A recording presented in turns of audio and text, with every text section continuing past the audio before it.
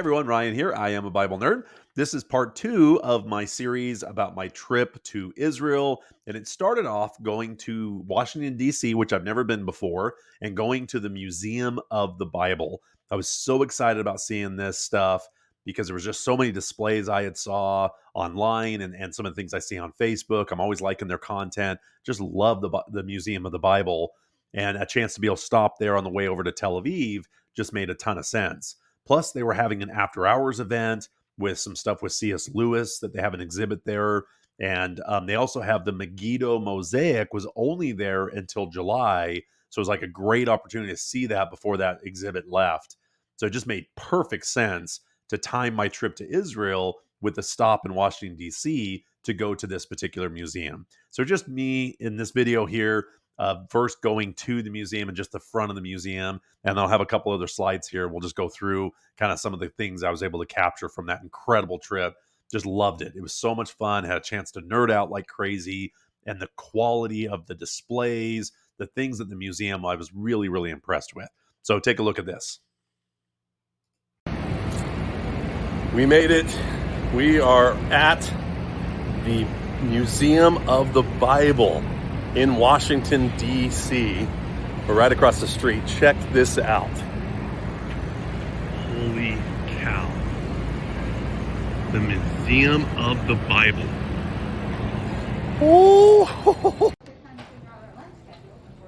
Yep.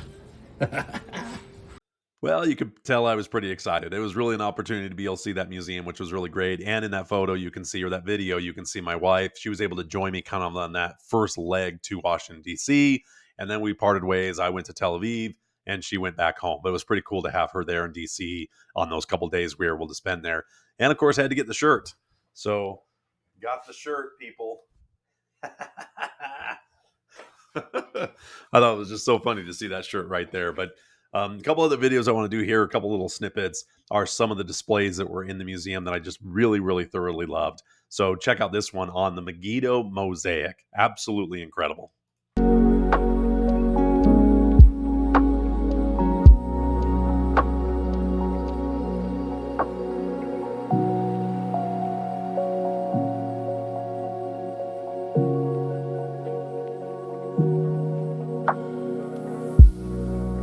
So why is this mosaic floor so important? What makes it such an incredible find? So what this does is it shows that the early Christians worshiped Jesus as God, and it predates the idea of the Nicene creeds or Constantine or Roman influence or whatever it might be. It pushed that back even further, where the early Christians worshiped Jesus as God, and later would be called the Trinity. And so to find this really puts a lot of holes in the idea that this was a developed idea, that it was created after the creeds or created after churches or popes or whatever it might be. So it really is just incredible to be able to find something with archaeology to kind of back up the ideas that would later be called the Trinity. Also, what's really unique with this floor is it names the centurion that kind of sponsored it or paid for it. Then you have these women that are listed. They were a big part of the community there. Maybe they helped donate the building or the floor or just a big part of the early ministry there in this particular area. So it's just an incredible find. I mean, right up there with the Dead Sea Scrolls as far as Bible reliability. This pushes back some of the idea of the Trinity to very early, really, really early on. Also, what you see with this floor is maybe one of the first actual churches for Christianity or for worship, communal worship, because before that it was really house churches, or they would meet in houses. This might have been a specific space built for the Last Supper, for the Eucharist, for communion, and for these people that were worshiping Jesus as God. So it's just an incredible find. And they found it in Megiddo. They were actually doing a remodel. They were expanding this prison. And as they were digging up, they found this particular floor. It looks like they did a lot of work to try to preserve it, hoping maybe they were going to be able to come back to this space or the building. So who knows why they were forced to leave under persecution or something like that happened. But it does look like they made some effort to try to protect this floor to eventually come back, and obviously never did until it was rediscovered.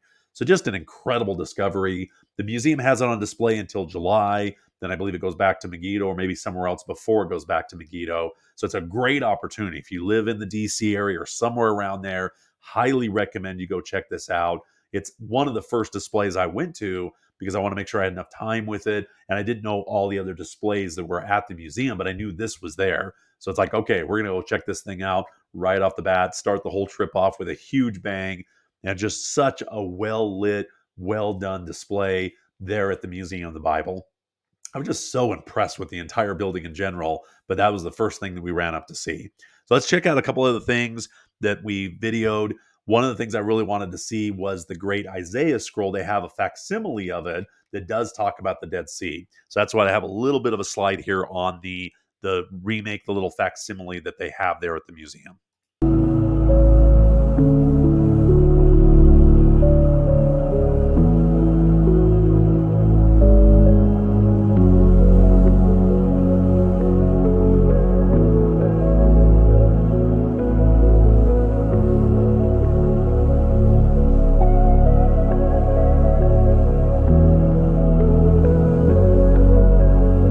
How cool is that? It was so cool seeing that display of that facsimile and just how big the Isaiah scroll is. It's even known as the Great Isaiah Scroll. It's just crazy to think that all the way up to the discovery in the Dead Sea, that we didn't have a complete copy of Isaiah, such a pivotal, such an important book in the Hebrew text, that we didn't actually have a complete copy of it until the Dead Sea Scrolls, and to be able to find out how reliable it was, that we're talking 2,000-year time capsule of Isaiah, to be able to see how close we got it, how well it was translated. It's amazingly accurate to what we have. And all the other discoveries that were done in the Dead Sea. There's over 970 fragments and other scrolls that have been found. I mean, the Great Isaiah Scroll is probably the most significant in the reliability of translation and the history of all those things. Because there's a bunch of religions out there, whether they're Christian or not, that believe that the Bible is mistranslated or it's not that reliable. So when you have a time capsule of these documents that go way, way, way further back than anything else we had, and to see the work and effort to get these works translated in other languages from their originals, and just the incredible work that's done, really commemorates those that preserve these documents in such meticulous fashion. There is 33 copies of Deuteronomy that have been found or put together from the Dead Sea Scrolls. That's incredible. You got 24 copies of Genesis. There is 20 copies so far of Isaiah, including the Great Isaiah Scroll, which you can see there as part of that video. That's about 99% intact. You can see the bottom of it's frayed in a couple spots. But just incredible to see that display, even though it was a facsimile, it's not the original one. That one's back in Israel.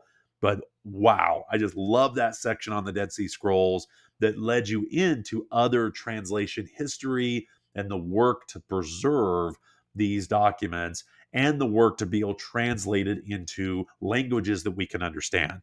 Because languages are very dynamic. Even in my own lifetime, words change meaning and have different significance. And so you have to kind of change it with that as well, which is why we have other translations to be able to make sure that we're getting either thought for thought ideas or word for word translations as well, and everything in between. But just love this next section. So this next part of the video is where we went through and spent a ton of time going through the history of translation. And I tell you what, the displays, the lighting, the boxes that the original Bibles were in was so well done. The lighting, I mean, I just love that area just for that reason alone. And we actually spent so much time in this section that we missed one of the other little shows we were supposed to do because we just were so enamored. I mean, I read everything that was on that floor, read every placard, looked at every single Bible that they had on display. So check out this next section. So cool. It was one of my favorite parts about the museum. Hey everyone, my name is Ryan and I am a Bible nerd and I am in nerd heaven.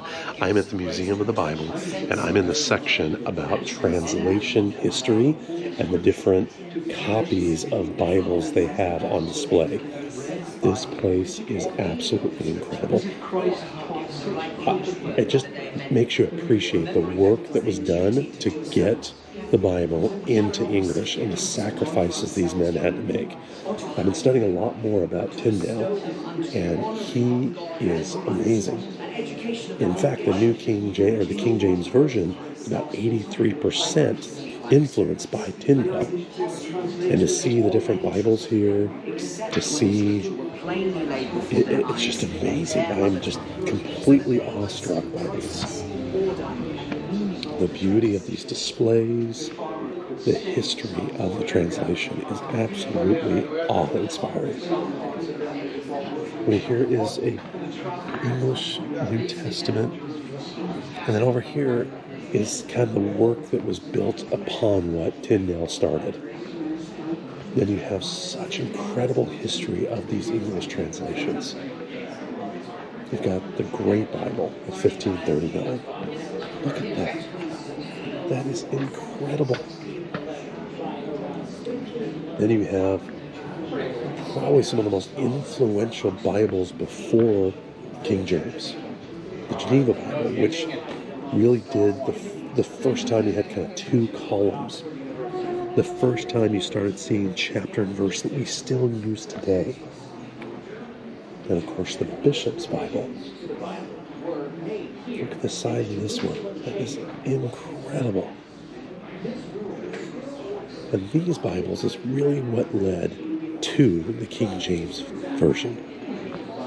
Wanted to kind of combine and get rid of all the footnotes and some of the things that were creeping into the Bible and come up with a translation that was both readable for the common folk and used by the bishops to be an official Bible. Look at these. Second edition King James. How absolutely amazing. I mean, I am just nerding out like crazy. This one. And then this is so amazing. The many editions. So you can see there's about 150 years of kind of revisions and corrections and new discoveries to make sure it was written correctly. So you had the 1611 edition, and then you had the 1769 edition. These are just so incredible. Look at the size of this one.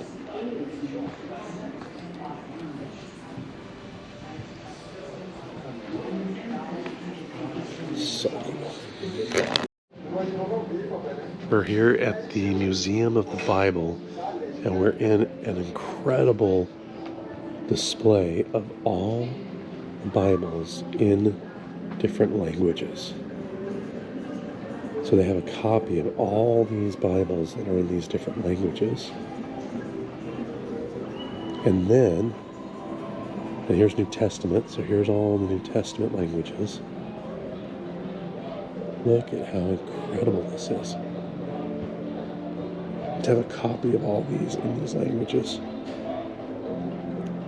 And then different portions, not quite done all the way. There's some more portions. There's ones in progress. So these are the ones currently being translated. Look at this wall. And then you get the restricted languages. Because the Bible translation is not allowed in their country or in their language. Look at these empty cases ready to translate once they can.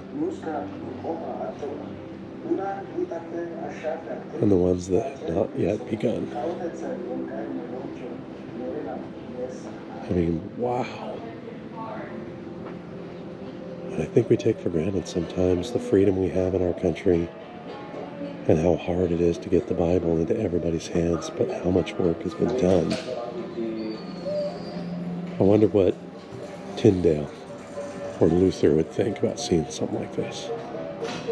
And how hard they fought just to get the English translations done. And the work that's being done at this very moment to help people of every nation, every tribe, to have access to this incredible work we call the Bible. This place is amazing. If you ever have a chance in Washington, D.C. to go to this museum, this is an incredible building. that honors history, the beauty. This place is amazing. And just how well done each display is, and the honor that they give it is just amazing.